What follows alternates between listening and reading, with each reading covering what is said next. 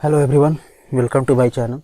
जैसा आप सभी देख सकते हो कि आज का जो हमने टॉपिक लिया है वो झारखंड के मुख्य वन उत्पाद से का है।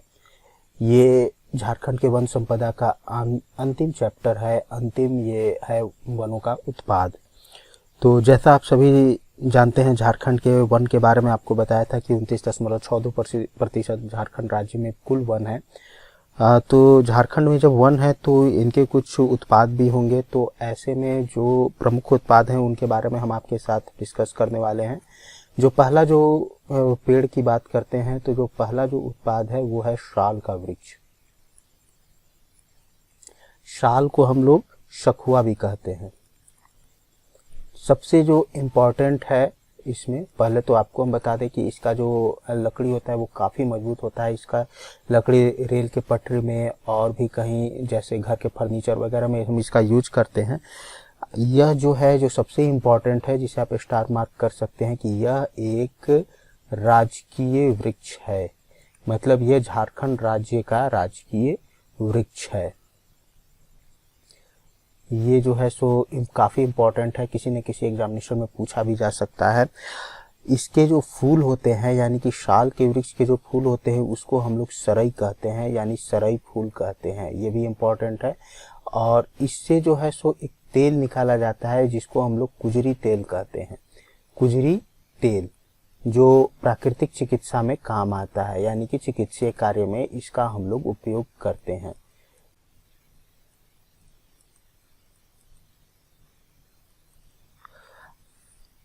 और एक और जो सबसे इम्पोर्टेंट है इस साल के पेड़ के लिए, कि इसे जो है सो जनजाति लोग जितने भी होते हैं झारखंड राज्य के लिए, इसके लिए ये धार्मिक महत्व ये बहुत रखता है।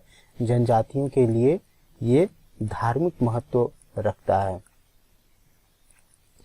तो ये काफ़ी इम्पोर्टेंट है। जैसे ये तो आपको हमेशा याद रहना चाहिए कि झारखंड राज्य का जो राजकीय वृक्ष है कौन सा है, तो राजकीय वृक्ष साल है। साल का दूसरा नाम जो है सो सखुआ है।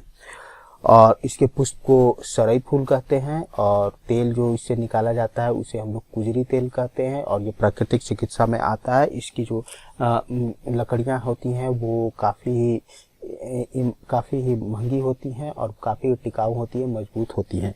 अगला जो है नेक्स्ट वन जो है वो है शीशम। ये जो है सो झारखंड राज्य में सभी जगहों पर लगभग पाया जाता है। शीशम में कोई खास नहीं है। शीशम में बस यही है कि ये काफ़ी ही इसका जो फर्नीचर में उपयोग किया जाता है, ये इसकी लकड़ियाँ मजबूत होती है। नेक्स्ट जो है वो है महुआ। महुआ काफ़ी इम्पोर्टेंट रखता है, इसको ज़रा ध्यान से पढ़िएगा। महुआ जो है, महुआ का जो सर्वाधिक उपयोग होने वाला यह वृक्ष है झारखंड राज्य में। इसका बहुत ही उपयोग होता है झारखंड राज्य में। सर्वाधिक उपयोग होने वाला वृक्ष है ये।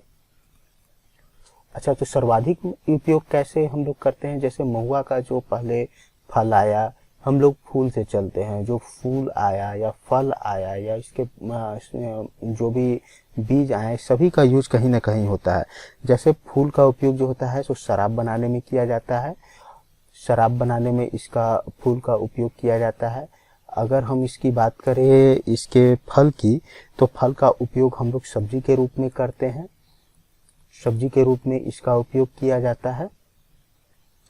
बात करें अब इसके वृक्ष की, तो वृक्ष की जो लकड़ी होती है, लकड़ी का काफ़ी मजबूत होती है। लकड़ी मजबूत होती है, इसकी बहुत मजबूत होती है। जैसे पुराने घरों में आप जाएंगे, जिनके घर में पुराने घर होंगे मिट्टी के बने हुए, तो उनके घरों में जब आप जाएंगे तो महुआ के लकड़ी का जो दरवाज़ा होता है वो आपको मिलेगा। अब बात करते हैं इसके बीज की। इसका जो बीज होता है, इसके बीज की हम बात कर रहे हैं, तो बीज का जो उपयोग होता है वो हम लोग तेल निकालने में करते हैं। तो आप देख सकते हैं कि इसके जितने भी जो फल होता है, फूल होता है, बीज है, जितना भी सारे इसके जो प्रोडक्ट है काफ़ी यूज में आ रहे हैं। अगला जो है नेक्स्ट वन की बात करते हैं, तो वो जो है नेक्स्ट पौधा जो है वो है सागवान, या फिर इसे आप कह सकते हैं सागौन। नेक्स्ट पेड़ जो है वो है सागौन। इसके लिए कुछ खास नहीं है, इसका यही है कि इसकी लकड़ी बहुत मजबूत होती है, काफ़ी सुंदर होती है, और इसका उपयोग जो है सो रेल के डब्बों में होता है। रेल के डब्बों में इसका उपयोग किया जाता है। और इसके अलावा यह जो है सो सारंडा में पाया जाता है। सारंडा काफ़ी नामी जगह है, कोल्हान और पुरहट के क्षेत्रों में ये पाए जाते हैं। इसके अलावा भी और भी जगहों पर पाए जाते हैं, लेकिन ये मुख्यतः इन्हीं जगहों पर मुख्य रूप से पाए जाते हैं। अगला जो पेड़ है वो है सेमल। सेमल के बारे में कहा जाता है कि इसकी जो इसकी जो लकड़ी होती है वो काफ़ी मुलायम होती है, और इसके फूल से जो है सो रुई का निर्माण होता है, यानी रुई निकाला जाता है। सेमल का यही एक खासियत है कि इससे रुई निकाला जाता है।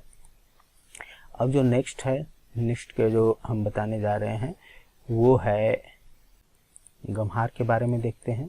गम्हार का जो है लकड़ी जो होता है सो हल्की मुलायम होती है, हल्की भी होती है और मुलायम भी होती है। और इसकी एक खासियत होती है कि जितनी भी नक्काशीदार कार्य होते हैं वो इसी लकड़ी पर किया जाता है। जितनी भी नक्काशीदार कार्य को गम्हार की लकड़ी पर आसानी से किया जा सकता है। तो ये गम्हार की खासियत हो गई। अब जो है नेक्स्ट जो है वो है जामुन। तो जामुन की लकड़ी भी जो होती है सो पानी में कम गलती है, पानी में काफ़ी दिनों तक ये चल सकता है। नेक्स्ट जो है वो है जामुन। जामुन की लकड़ी जो है वो पानी में सड़ता ही नहीं है, पानी में जो है सो काफ़ी दिनों तक टिकता है। इसका उपयोग जो है सो मूर्तियों को बनाने में किया जाता है।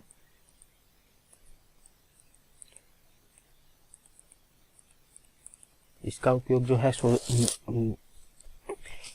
इसके अलावा जो है इसका जो फल होता है, यानी कि जामुन का जो फल होता है वो काफ़ी पेट के लिए काफ़ी ही अच्छा होता है। आपने सुना होगा जामुन का सिरका, ये जो होता है सो औषधीय कार्यों के लिए काफ़ी इम्पोर्टेंस रखता है। इसके अलावा इसके जो बीज होते हैं वो भी काफ़ी इम्पोर्टेंस रखते हैं, वो भी औषधीय कार्य में ही आते हैं। औषधीय कार्य खास करके पेट संबंधी जितने भी विकार होते हैं वो जामुन के सिरके से उसे ठीक किया जा सकता है। बीज का भी लगभग यही कार्य है। और आगे जो हम लोग बात करें वो इम्पोर्टेंट है, वो इम्पोर्टेंट इस मायने में है कि आप देख करके ही समझ गए होंगे कि ये धार्मिक कार्यों में इसका महत्व काफ़ी ज़्यादा है। धार्मिक कार्य में इसका काफ़ी उपयोग होता है। और इसके अलावा इसके जो लकड़ी होते हैं उससे घर के फर्नीचर बनाए जा सकते हैं। अब आगे की ओर हम डिस्कस करें वो है कटहल। कटहल में भी कोई खास नहीं है। कटहल जो है सो आप जानते हैं कि कटहल का पेड़ एक होता है और उस पेड़ से केवल हमें सब्जी की प्राप्ति होती है, उससे हम सब्जी प्राप्त करते हैं। अब आगे जो हम लोग नेक्स्ट डिस्कशन करने वाले हैं वो है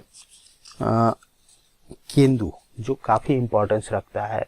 केंदू का पेड़, केंदू का पेड़ होता है, लेकिन इसका जो है सो बीड़ी बनाने और तंबाकू बनाने में काफ़ी काम आता है इसकी पत्तियों से। हालांकि अब जो है सो लोग बीड़ी का सेवन कम कर दिए हैं, सिगरेट ज़्यादा पीते हैं, लेकिन अभी भी ग्रामीण महिलाओं में या फिर गांव में बीड़ी पीने का और तंबाकू खाने का अभी भी प्रचलन बना हुआ है। हालांकि स्वास्थ्य के लिए काफ़ी हानिकारक होता है, लेकिन फिर भी लोग इसे सेवन करते हैं। और इसका जो है सो इसकी एक और खासियत है कि सबसे अत्यधिक राजस्व केंदू पत्ता से प्राप्त होता है। यहाँ पे लिख देते हैं अत्यधिक या सर्वाधिक, कुछ भी लिख सकते हैं। अत्यधिक राजस्व जो प्राप्त होता है वो केंदू पत्ता से ही प्राप्त होता है।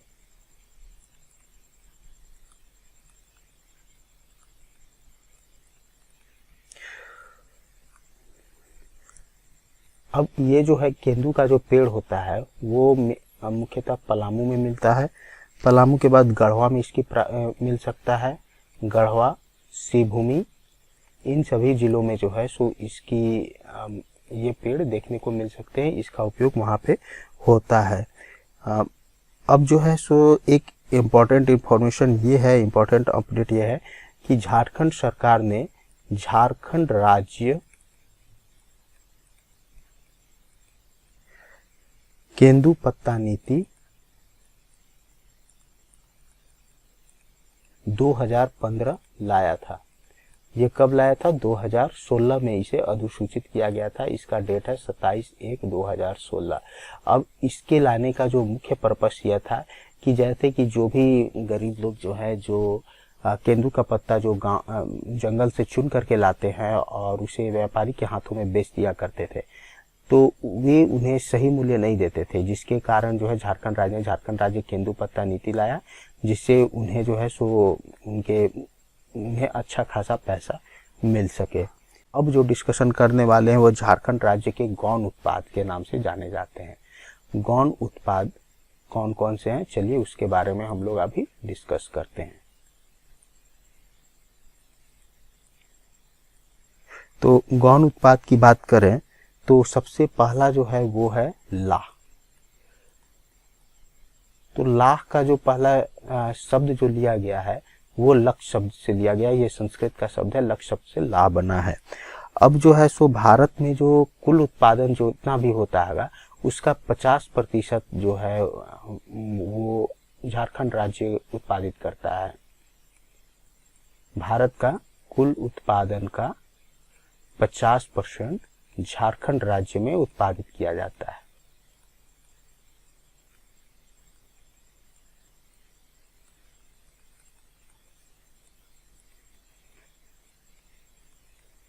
ये लाह का सबसे इम्पोर्टेंट है, हो सकता है किसी एग्जामिनेशन में पूछा भी जाए। और ये झारखंड जो है सो लाह उत्पादन में अग्रणी राज्य है। इसके कुछ क्राइटेरिया हैं जो आपको झारखंड राज्य में काफ़ी अच्छे तरह से मिल सकते हैं। इसका जो क्राइटेरिया है वो समुद्र तल से जो है सो 350 मीटर ऊंचाई होना चाहिए और तापमान जो है 12 डिग्री सेंटीग्रेड। और वर्षा की बात करें तो वर्षा का जो मात्रा होगा वो 150 सेंटीमीटर से कम होगा। तो ये जहाँ पर भी ये क्राइटेरिया होगा तो वहाँ पर इसका उत्पादन काफ़ी अच्छा होगा, जो कि झारखंड में है।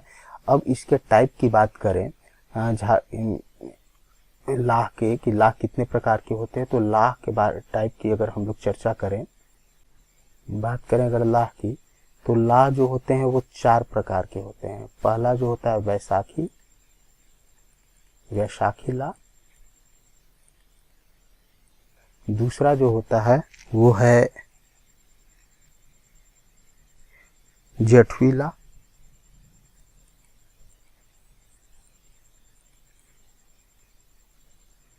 तीसरा जो होता है जेठवी लाह के बाद है वो कल्की लाह।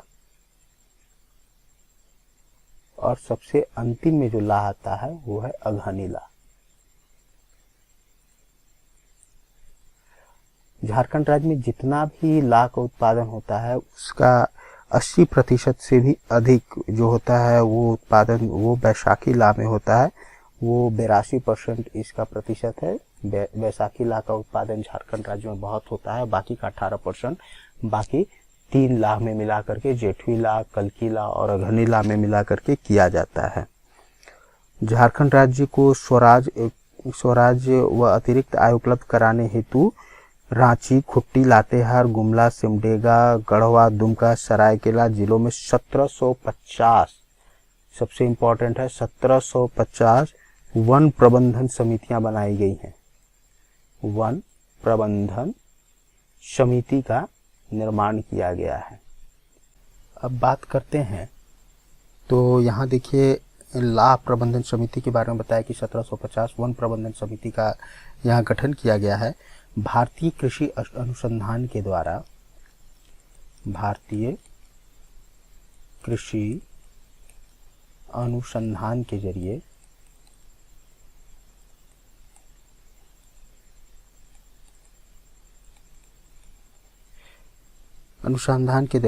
भारतीय लाह शोध अनुसंधान केंद्र की स्थापना की गई है। यानी इसके द्वारा भारतीय कृषि अनुसंधान केंद्र के द्वारा भारतीय लाह भारतीय लाह शोध अनुसंधान केंद्र की स्थापना की गई है कहाँ पे, तो वो नामकुम में। नामकुम कहाँ पे है, तो आप सभी जानते हैं नामकुम जो है सो वो रांची जिला में है, रांची से थोड़ी दूरी पर है। और लाह के बारे में आपको बताया है कि लाह का जो है सो ये संस्कृत भाषा लक्ष्य से इसका निर्माण हुआ है। अगला जो है नेक्स्ट वन की जो बात करें तो वो है तसर रेशम, यानी इसे आप दूसरे शब्दों में रेशम कह सकते हैं। तो रेशम का निर्माण कैसे होता है, तो रेशम का निर्माण कीड़ा से होता है और इसके लिए जो सबसे उपयुक्त जो पेड़ हैं वो है शॉल, यानी कि आप सखुआ कह सकते हैं, शहतूत, उसके बाद है अर्जुन, एक पौधा एक पेड़ का नाम है, और इसके अलावा भी हैं कुछ जैसे आसन।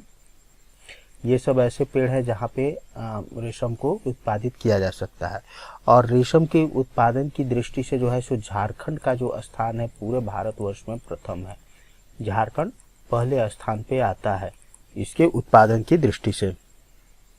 नगड़ी में जो है, नगड़ी आप जगह जानते होंगे रांची के आसपास में है, यहाँ पे जो है सो एक अनुसंधान केंद्र स्थापित किया गया है, तसर अनुसंधान केंद्र। तसर अनुसंधान केंद्र की स्थापना की गई है,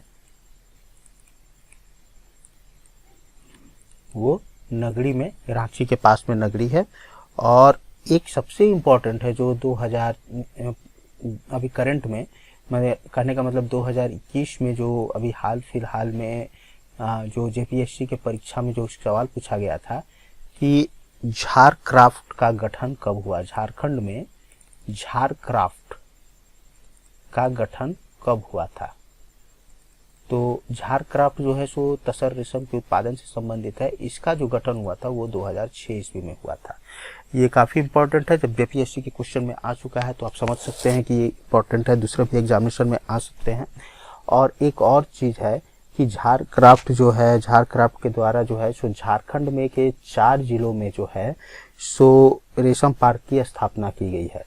4 जिला में जो है सो रेशम पार्क की स्थापना की गई है, रेशम पार्क बनाया गया है। तो ये भी काफ़ी इम्पोर्टेंट है। नेक्स्ट वन जो है वो इससे भी ज़्यादा इम्पोर्टेंट है, हालांकि सुनने में थोड़ा अजीब लगेगा लेकिन ये काफ़ी इम्पोर्टेंट है। तो चलिए नेक्स्ट वन देखते हैं। नेक्स्ट वन जो है वो है आपका बांस।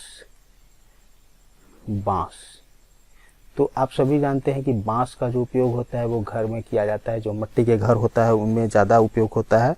और इसका जो उपयोग होता है वो कागज़ के क्षेत्र में ज़्यादा होता है। इसका जो आपको बताने का जो हमने आपको बताया था कि वो जो इम्पोर्टेंट फैक्टर है इसमें बांस में, वो यही है जो हम लिख रहे हैं।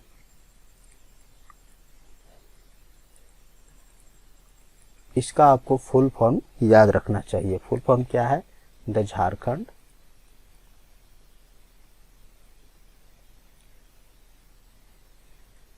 State minor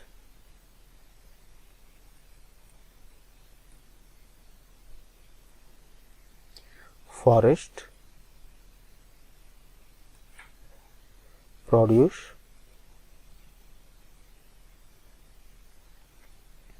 cooperative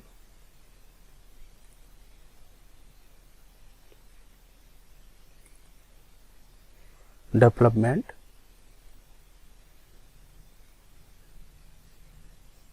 and marketing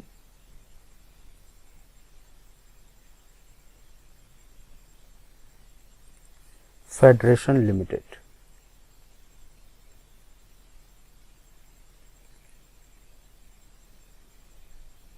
ये फुल फॉर्म है बांस के लिए। और इसकी जो स्थापना हुई थी वो हुआ था 2007 ईस्वी में, इसका एस्टेब्लिशमेंट हुआ था, यानी कि स्थापना हुआ था।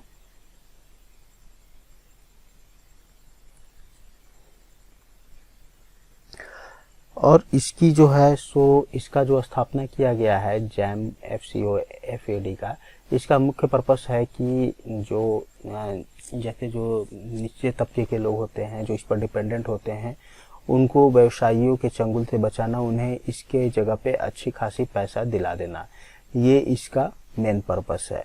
तो झारखंड राज्य के वनोत्पाद से रिलेटेड अभी इतना ही। आपको जो है सो ये सारे पीडीएफ जो झारखंड राज्य के वन से रिलेटेड जितने भी आपका क्लास चला है उसके पीडीएफ जो है डिस्क्रिप्शन बॉक्स में मिल जाएंगे, वहाँ जा करके आप इसे डाउनलोड कर दीजिएगा। और काफ़ी अच्छे तरीके से उसमें इस पीडीएफ को तैयार किया गया है, इससे एग्जामिनेशन में एक भी क्वेश्चन आपका मिस नहीं होगा। तो फ्रेंड्स, उम्मीद है आपको मेरा वीडियो पसंद आया होगा। अगर पसंद आया हो तो वीडियो को लाइक करें, कमेंट करें, शेयर करें और चैनल पर नए आए हैं तो उसे सब्सक्राइब कर दें। Thanks for watching this video.